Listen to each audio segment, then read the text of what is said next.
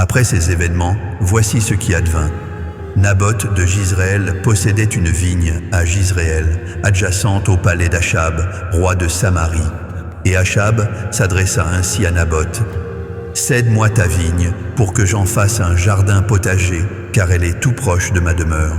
Je te donnerai en échange une vigne supérieure. Ou, si cela te convient, je te paierai la valeur en argent. » Mais Naboth répondit à Achab, « Que Yahweh me préserve de te céder l'héritage de mes ancêtres. » Achab regagna sa demeure, maussade et irrité, à cause de cette parole que lui avait dite Naboth de Jizréel. « Je ne te céderai pas l'héritage de mes ancêtres. » Et il se coucha sur sa couche, détourna le visage et ne prit aucune nourriture. Jézabel, son épouse, vint auprès de lui et lui demanda « Pourquoi as-tu l'esprit chagrin et ne prends-tu point de nourriture ?» Il lui répondit « J'ai parlé à Naboth de Jizréel et je lui ai dit « Cède-moi ta vigne pour de l'argent, ou si tu le préfères, je te donnerai une autre vigne en échange. » Mais il a déclaré « Je ne te céderai pas ma vigne. » Alors Jézabel, son épouse, lui dit « Est-ce bien toi qui exerces maintenant la souveraineté sur Israël? Lève-toi, prends de la nourriture, et que ton cœur se réjouisse.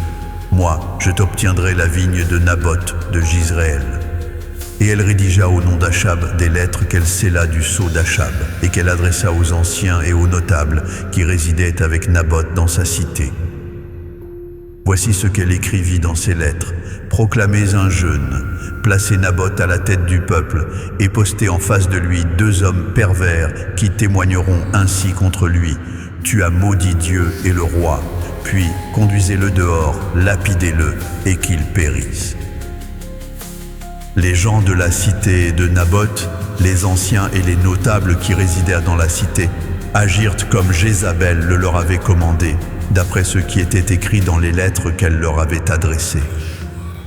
Ils proclamèrent un jeûne et ils placèrent Naboth à la tête du peuple. Les 2 hommes pervers vinrent se poster en face de lui, et ces hommes pervers témoignèrent ainsi devant le peuple contre Naboth. Naboth a maudit Dieu et le roi. Puis ils le conduisirent hors de la cité, ils le lapidèrent et il périt. Et ils dépêchèrent un message à Jézabel. Naboth a été lapidé et il est mort.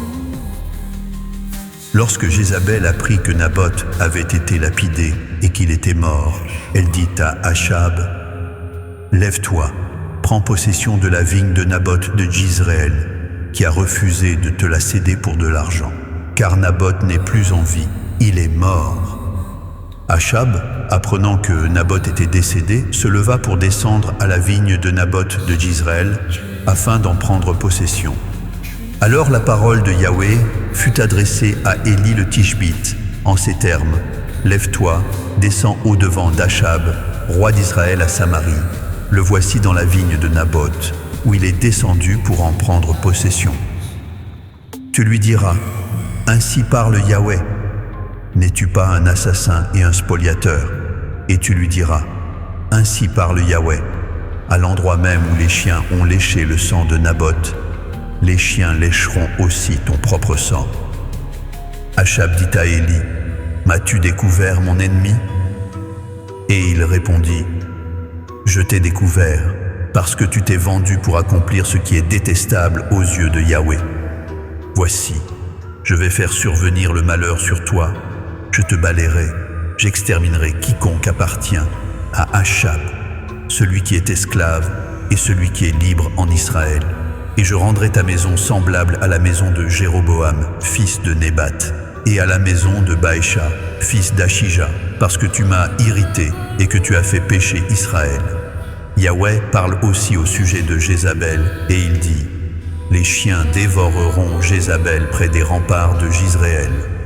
Celui de la maison d'Achab qui mourra dans la cité sera dévoré par les chiens, et celui qui mourra dans les champs sera dévoré par les oiseaux du ciel. » Il n'y a eu personne qui se soit vendu comme Achab pour accomplir ce qui est détestable aux yeux de Yahweh. Et Jézabel, son épouse, l'y incitait. il a agi de la manière la plus abominable en suivant les idoles, comme le faisaient les Amoréens, que Yahweh chassa devant les enfants d'Israël. Après avoir entendu les paroles d'Élie, Achab déchira ses vêtements, il revêtit un sac sur son corps et il jeûna. Il se couchait avec ce sac et il marchait avec abattement. Et la parole de Yahweh fut adressée à Élie le Tishbite en ces termes. « As-tu vu comment Achab s'est humilié devant moi ? Parce qu'il s'est humilié devant moi, je ne ferai pas survenir le malheur pendant sa vie. Ce sera pendant la vie de son fils que je ferai survenir le malheur sur sa maison.